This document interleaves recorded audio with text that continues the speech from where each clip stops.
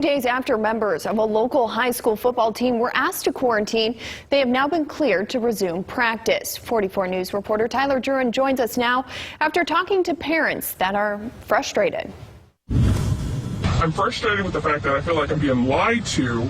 Is it about football, education, or greed? Is it paying for our kids to go to school and we want to be told the truth? I don't feel like the diocese is being completely transparent. You don't just have a mix-up like this and not explain it to parents or students. 3 parents who have student athletes on the modern-day football team are outraged at how school officials reversed course on a potential COVID-19 exposure. I found the email where they told us to be quiet about things and not talk about it publicly, like they were hiding something. Originally, school officials stated that 2 student athletes tested positive for the coronavirus.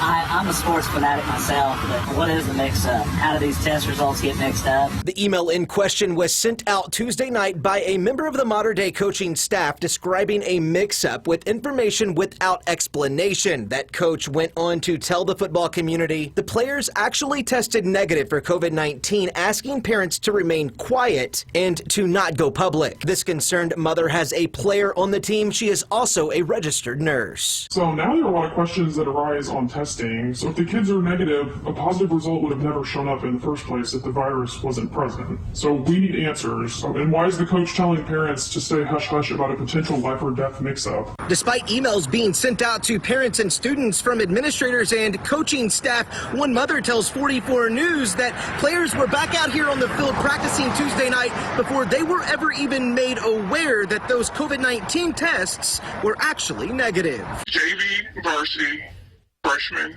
and I believe Cub all practiced Tuesday night, but majority of the team was out there practicing. According to that email, practice was supposed to resume Wednesday evening. Of course, the principal of Modern Day would want football to go ahead.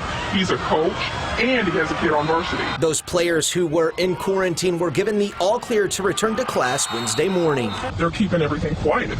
They want their tuition dollars, and that's what matters to them. In Evansville, Tyler Druin, 44 News.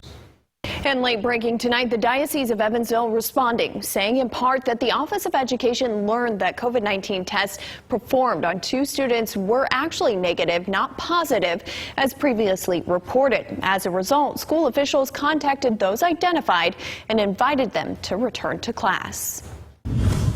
And we're learning more tonight.